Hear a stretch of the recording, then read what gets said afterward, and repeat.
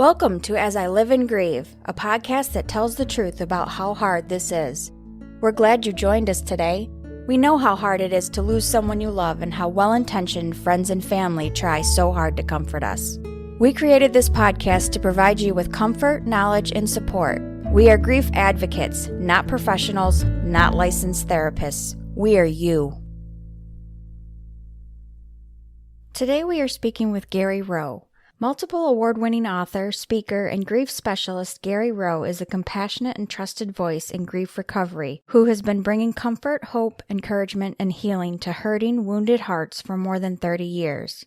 Gary is the author of more than a dozen books, including the award-winning bestsellers Shattered, Surviving the Loss of a Child, Comfort for Grieving Hearts, Heartbroken, Healing from the Loss of a Spouse, and Teen Grief, Caring for the Grieving Teenage Heart. Gary has been featured on Dr. Laura, Wellness.com, BeliefNet, CBN, The Daily Positive, Thrive Global, and other major media and has well over 700 grief-related articles in print. He is a popular keynote, conference, and seminar speaker at a wide variety of venues.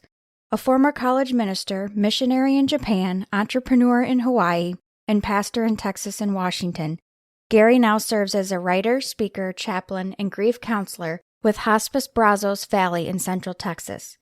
Gary loves being a husband and father. He has 7 adopted children, including 3 daughters from Colombia.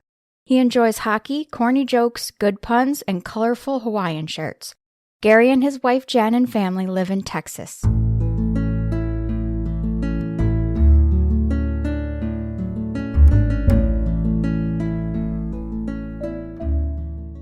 Thanks so much for joining us today, Gary. You are indeed a prolific writer, and you've authored a number of books to help those journeying through grief. The one that caught my eye is your book, Surviving the Holidays Without You, Navigating Grief During Special Seasons. First of all, I want to tell you how much I really appreciated special seasons, because that can mean so much. It's not just Christmas. It's any holiday, it's any special event, any milestone, whether it be a birthday, an anniversary, or whatever. So we're going to talk more about getting through the holidays, but I wonder first if you could take just a few minutes and share some of your experience, your background, and tell our listeners what brought you to this point in your career. Oh, thank you. First of all, I'm honored to be here. Thanks for having me. It's always an honor to get to talk about this subject. It's not a subject that everybody says, woohoo, I get to, let's address this subject. But it's one that's so important because it impacts our hearts and we live from our hearts. So it's very significant. Many people ask me when they hear what I do, how in the world did you get into that? Well, I'm going to give you a brief history and I'll try to go quickly here. My background was not the best. I lost chunks of my childhood to the evil of sexual abuse, multiple perpetrators over multiple years. 2 grandfathers died before I ever really knew who they were by the time I was 5 years old. One grandmother never knew who I was because of dementia. And we had multiple family losses before I was 10 years old. Now, I was always hiding out in the living room behind a couch or under a table or something when my parents got the news of these losses. And so I really wasn't supposed to be there, but I heard these discussions. I felt the grief in the room. My parents' relationship wasn't good. It was very volatile. We had a very angry household that bounced back and forth from cold, silent anger to explosive anger. My mom had actually been drifting into mental illness for a number of years, but we didn't really know what that was in the 1960s and 70s, or much less what to do about it. We just knew that something was off. I lost a best friend when I was in 7th grade. He sat right in front of me in homeroom and he never came back from Christmas break. We found out later the teacher told us that he had died of spinal meningitis over the break. Perfectly healthy kid before that, athlete, great student, good friend. And that's the first time I can ever remember asking myself the question, why? That one didn't make any sense to me. So I got to spend the rest of my 7th grade year starting every day looking at that empty desk, and it had a profound impact on me. Soon after that, my parents separated and divorced, and by default, I lived with my mom. She had a mental breakdown, which caused me to bounce over and live with my dad. I had 6 months with my dad, great 6 months. And then he, one Sunday afternoon, dropped in front of me of a heart attack, never regained consciousness, and died a week later. I'm grateful for that week, however. I'm grateful that they got his heart resuscitated because it gave me the opportunity as a 15-year-old to go into the cardiac care unit a couple of times a day, very restricted visitation, and just hold his hand, sit by his bed, tell him the things I wanted to say, ask forgiveness, all of those important things when we lose a loved one. And then after a week, I have one brother who's 14 years older than I am. So he was pushing 30 at the time, and I'm half that at 15. And the doctors asked for permission to turn off life support, and we nodded our heads. And I can remember when I nodded my head thinking, well, my life as I know it is over. Soon after that, my mom got out of psychiatric care, moved into the apartment that my dad and I were living in. She really wasn't any better. And a couple of weeks after that, made a suicide attempt. And I somehow flew under the radar for a couple of weeks, living in the apartment by myself. Thankfully, I was a competitive swimmer, and I was very immersed in my high school. And so I was busy all the time. If I wasn't in the pool, I was at school. And if I wasn't at school, I was home doing homework. And if I wasn't with them, I was with my friends on the swim team, out of town at swim meets, etc. And I was very connected with swimming families, and that meant their parents as well. And that turned out to be a really healthy thing. In fact, one of those families, after a couple of weeks on my own, came and knocked on my door, and the dad and his oldest son, who was one of my best friends, just asked me to come live with them. They already had 4 kids. I was a real oddball. They were this kind of picturesque Norman Rockwell, perfect sort of family, from the outside, and really they were from the inside too, which was a real shock. And I can remember to this day, my mom drove me over there, and we rang the doorbell. I had my suitcases. They opened the door, and my mom said, "Here's Gary. I'm going to Vegas." And turned around, got in her car, and drove off. And I didn't Oh see her for a my. number of years. I just share that not to discredit my mother, but to say mental illness it is such a challenge, Mhm. especially if it isn't treated well or properly medicated or dealt with, Absolutely. etc. Now, I wanted the ground to open up and swallow me at that point. But this family, once my mom drove away, they didn't want her to see this, but they came out and wrapped me in a bear hug, took me inside, took me into their kitchen, and on the island was this 3-layer chocolate cake, and on top of it, it said, "Welcome home." Now, no paperwork was ever filed here. There was no adoption process of any kind. There was no guardianship even. But they just took me in.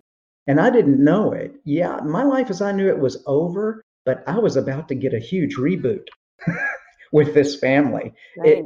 in a lot of positive ways. They were so affirming, so loving, and it allowed me to experience a different sort of family, really a healthy family, and be immersed in that for 2 or 3 years. And when I left their household and I went to college, I can remember on the drive telling myself, okay, life is not what I expected it to be, and I'm going to get hit. I'm under no illusion that it's going to be smooth from here on out because it hadn't been smooth so far. So I have to figure out a way to handle the hits of life. And not just that, I have to figure out a way somehow to take the hits, the losses, and turn around and use them for good. Because if I can't do that, then what's the point of all of this? Mhm. So, surprise, I ended up studying psychology, trying to heal and grow myself, being surrounded by other hurting people who are trying to heal and grow. After graduation from college, went to seminary, became a college minister, and then after that, a church planting missionary in Japan, and then 20 plus years as a pastor in Texas and Washington State. And now I'm in my 11th year with an organization called Hospice Brazos Valley, operating as a chaplain, author, speaker, and grief specialist, whatever that is. That's just a title that they gave me. And I wish I could say I haven't had any more losses since I was 15, but we all know better, right? There have been big ones, significant ones, debilitating ones that broke my heart, shattered my heart, crushed my heart. And so the same principle still holds for me. Take the hits. I can't control what happens around me or to me so many times. But how can I turn around and use this for good and use this to somehow turn pain into purpose and to overcome adversity? Because so much of life is about overcoming, in my opinion. Right. Wow, Gary, everything you've been through and you still managed to keep a smile on your face. I truly admire that. We're fast approaching the holiday season. In fact, just last week we celebrated Thanksgiving. Holidays are difficult for those who have lost someone special, and this year with the pandemic, I worry that it'll be even more stressful for everyone. You have 8 tips for handling grief in the holidays. We would love it if you could share those tips. Oh, and for our listeners, we'll share the link for you to get your very own free copy of these tips at the end of today's episode. Well, first of all, you're absolutely right. This year will be more stressful. Isn't that sad? I mean, I hate to say that. Hopefully, I'm not popping anybody's bubble with that. But it is going to be more stressful. COVID and the pandemic and restrictions and what many people have already been through. We've all had huge, significant losses as a result of this pandemic. Perhaps if we haven't lost people, we've lost a sense of safety, a sense of security, predictability, all routine. Our routine has been upended, and that messes with our sense of order. It shows us clearly that any illusions of control we had were absolutely wrong. We're really not in control, and that leaves us feeling very uncertain, anxious. It can cause depression, fear, anxiety, terror, panic, and a whole lot of other things too. So the holidays are hard, period. We're hyper aware of who's missing during the holidays because everywhere we go, everything reminds us pretty much of the past, good memories, painful memories, people who are no longer here, etc. So these 8 tips, I'll just go through them, and feel free to stop and ask me questions or whatever as we go along here. The first tip, and it may be the most significant of the 8 tips, is to be kind to yourself during the holidays and during special seasons when a birthday or an anniversary or Thanksgiving or Christmas or that special day is coming. Your heart will know that, even if you don't notice it on the calendar. Your heart will make you aware of it. So be kind to yourself. Put it this way, you've lost someone special, and so your life is different now. It could be that your loss was so significant that literally everything in your world has changed. So it feels, and so it may actually be that way. So being kind to yourself in this time of upheaval is huge. So first of all, be kind to yourself. Second tip, know that it's okay to hurt, even during the holidays. I mean, everybody else is saying, it's fa la la la la, right? 'Tis the season to be jolly. Well, not for all of us. And, this is, I hate to say, not a positive part of COVID, but at least everybody's in the same boat with regard to the COVID era and the pandemic. Pretty much. There are some places, of course, that are very locked down and some that are still very, very open. But for all of us, there are restrictions involved in this season that make this holiday different from any other holiday that we have experienced. And so if you've lost someone is missing. That hurts. We're designed for relationship and connection, not for separation. And so it's okay to hurt. So remind yourself during the holidays, it's okay to grieve. My grief really expresses my love for my loved one. And so because I loved and because I love them still, I'm going to grieve. And expressing that grief and hurting is okay. We'll talk more about that in a minute. The third tip is to accept that this holiday will be different. Thankfully, because of COVID, we already know that this holiday is going to be different. But if we've lost someone during this past year, this holiday is going to be very, very, very different. We just don't have COVID to deal with. We have this elephant in the room, our deceased, departed loved one that will be in every room that we go into because we will be constantly thinking about them. They will be on our hearts and minds, even when we're not aware of it. And so accepting this holiday will be different, accepting that your grief is going to get triggered by a bunch of memories, that anything can trigger your grief. And when your grief gets triggered, it's okay. You loved them. And so you're grieving. It's okay to hurt, and it's okay to accept that this holiday will be different. The fourth tip is, and this is a biggie, to somehow manage your own expectations and other people's expectations too. Expectations, it's been said, are an invitation to disappointment. And we all have expectations of ourselves during these holidays. What are yours? Do you expect yourself to be upbeat? Do you expect yourself to be able to pull it together and perform in certain situations? Do you expect to put a happy face on this when you go out to Walmart or shopping? If you do that, what are your expectations of yourself? And are they realistic, knowing that a great deal of your heart right now is being gobbled up by grief? And the result of that is there's just less of you left to do the normal holidays, which are not going to be normal this year at all. So the next thing is others have expectations of you. Others have expectations of where you're going to be, what you're going to do, when you're going to show up, what you're going to be like, etc. And so a good thing is probably letting them know, I am really missing John this year. I am really missing Sandy, of course. We all know that your father died this year, etc. And say, this holiday is going to be different. So because of that and because of COVID, I'm going to do things differently this year, but I don't know what that looks like yet. And that leaves it open for you, and that manages everyone else's expectations. They'll say, oh, she or he is going to do things different this year. I don't know what that means, but they're going to do things different. So managing your own expectations and others' expectations, you get to decide within the era of COVID restrictions, where to go, what to do, whom to do it with, and what to engage in. What's realistic? What's healthy for you? That's the fourth tip. The fifth tip is very simple. We all need time alone when we're grieving, but we need to be careful not to isolate ourselves. We need other people, interaction with other people, face-to-face interaction, even if it's with a mask on. We need that. And so getting the time alone we need, while being careful not to isolate, getting the time we need with other people too. And that leads to the sixth tip, which is spend time with safe people. Spend time with safe people. Now, people ask me all the time, safe people, what's a safe person? Because we all have an idea kind of what that is. But let me define it from my point of view here. A safe person is someone who has the ability to enter your world, enter your grief and your pain and your suffering, and just exist with you in your world.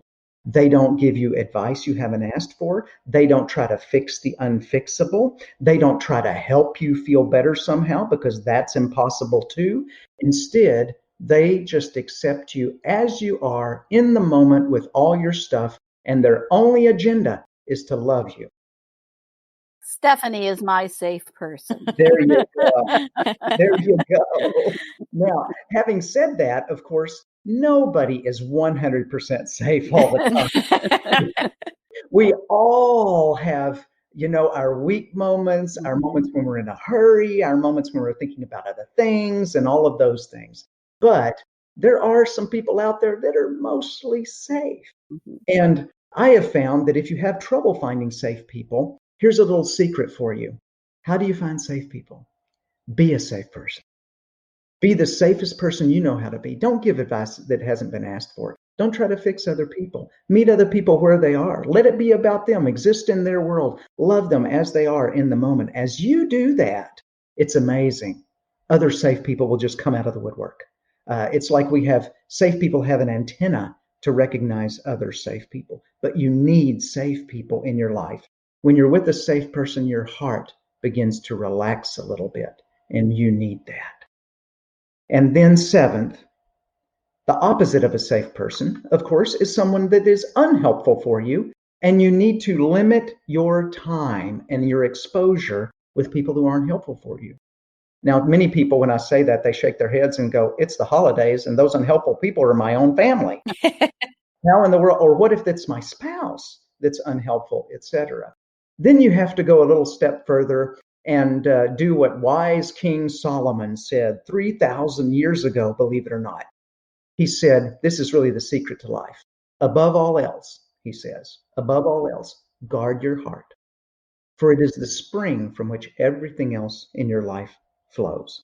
Our hearts are always under assault in some shape, form, or fashion. So we need to get good at guarding them. And so if we have to be around people that are unhelpful to us, let's just be sure we don't put ourselves out there so far that we get our hearts stepped on again. And so guard your heart when you're with someone who's unhelpful to you. And as much as possible, limit your exposure to that. And I'll go a step further. Limit your exposure to information that is not helpful to you these holidays. You know, what you choose to look at in the media, what you choose to look at entertainment-wise, what you expose your heart to is very important all the time, but especially when you're grieving. You need some positive, healing, reinforcing, reassuring voices and messages coming in. And all of that leads to the 8th tip for handling the holidays well, and that is find ways to honor your loved one. Now, I really like this one, so I'm going to go off on this. I do too. Yep. Find ways to honor your loved one. So here's my suggestion. Make a simple plan. It can be very simple. It can be as simple as lighting a candle in their honor. It can be as simple as giving a donation in their name, serving somewhere in their name. Even within COVID restrictions, there are those possibilities out there. Engaging in a cause that was really important to them. Or it can be a little more elaborate, which is involving other people and saying, you know what, we're missing John this year, and I'm going to go buy John a card for Christmas. And that reminds me of him. And when you all come to the house, when we gather as a family to celebrate Thanksgiving and Christmas, I would like for you to go buy a card too. Would you be willing to do that? Just buy you a card that reminds you of John, and then we're all going to share our cards. I know that'll be hard, and I know it'll be emotional, but you know what? He's a part of this holiday, and we're going to include him, even though he's not with us. That's an example. You have to get creative, but again, some people, it's just that we are so burdened by our grief and so overwhelmed. Just do something simple. But if you have more time and more energy to put into it, put some creativity into it, and think of ways to intentionally remember and honor your loved one this holiday. If you don't do that, I promise you this is what will happen. They will invade your holiday anyway. and grief will be all over the place. And that's okay. These times will be emotional. They will elicit grief, but this is good. So much of grief is literally getting it out. And when you invite other people into that process, you give them a huge gift because they get to grieve with you, and you give yourself a huge gift. You get to grieve with them. And it sends this message to everyone, all of these tips, that it's okay to be kind to ourselves, that it's okay to hurt over the holidays. So those are just 8 quick tips. Be kind to yourself. Mm-hmm. Know that it's okay to hurt. Accept that this holiday will be different, but it can still be good. Decide what's realistic. Manage your own expectations and the expectations of other people if you can. Get the time alone you need, but engage with other people. Spend time with safe people, but limit your exposure to people who aren't helpful to you. And then find ways to honor your loved one. So many great ideas in those tips, Gary. Our listeners, of course, can't see because we're audio only, but I had to reach for a tissue. Thank you very much. I wish our paths had crossed when I was struggling with the holidays after I lost my husband, because these are terrific resources for people who are grieving. I also think that they're very important for people who are supporting someone who has suffered a loss, because they can help that person better by understanding these tips. Because at that point in your life, the last thing you feel you have is any control over anything at all. These are great choices. In fact, they're such good ideas at any time. If you had to pick one of these tips, what would your choice be, Gary? Do you have a favorite of all the 8? I know you were real happy with number 8. Is that your favorite, or is there another one? I think it's really number 1, be kind to yourself. And the Okay. reason I say that is that's kind of the umbrella under which all the other 7 hang, if you can picture that. Because if you can't be kind to yourself, none of these others are really going to work well. And so being able to cut yourself some slack, being gracious to yourself, and know that loving other people begins with loving ourselves well. We can't give away what we don't have. And so taking good care of ourselves is probably one of the best gifts we can give to everyone around us. And one of the best ways we can honor our loved one is being kind to ourselves, I think. Absolutely. I totally agree. Gary, the holidays are going to be here and gone quickly. I cannot believe we're almost into December. But when you're grieving, it's only when you look back that you really notice how fast the time went. Our time is running short for today, but I don't want to leave until I give you a chance to let our listeners know what they will find if they visit your website. And please come visit me. I have several times already. I say come visit me because one of the things you need to know, if you're listening, is that you can feel free to ask me a question via email. There's these little contact Gary boxes on almost every page of my website. I have a commitment to read and respond to every email. And when you get a response, yes, that will actually be me. It won't be a robot, and it won't be cut and pasted and etc. There are my website is built as a grief recovery resource site. So there is a resources tab there, and everything under the resources tab is free. There's several free ebooks. There's free PDFs, including the one we've mentioned today, the 8 tips for handling holiday grief. There's also an email mini course called the Good Grief Mini Course. Again, all of these resources are free. You just plug in your email address and it appears in your inbox. There's also a books tab that lists my books and gives you more information about each one. You can even download a free excerpt of a book just to see if it kind of fits with where you are. There's also free articles, videos, etc. So I invite you to just come visit me at GaryRoe.com, GaryRoe.com,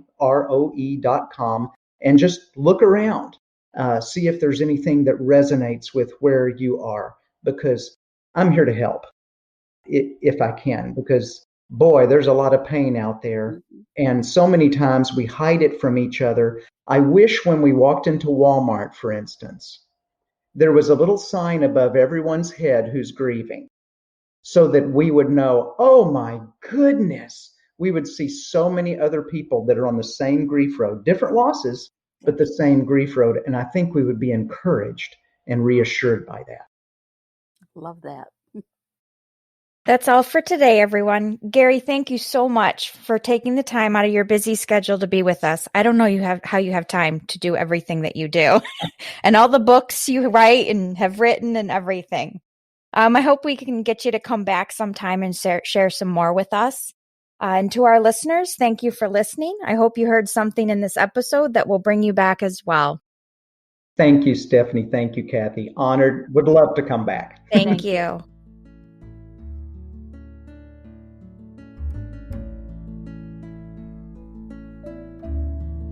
Thanks so much for listening with us today. We hope you will find a moment to leave a review, send an email, and share with others. Join us next time as we continue to live and grieve together.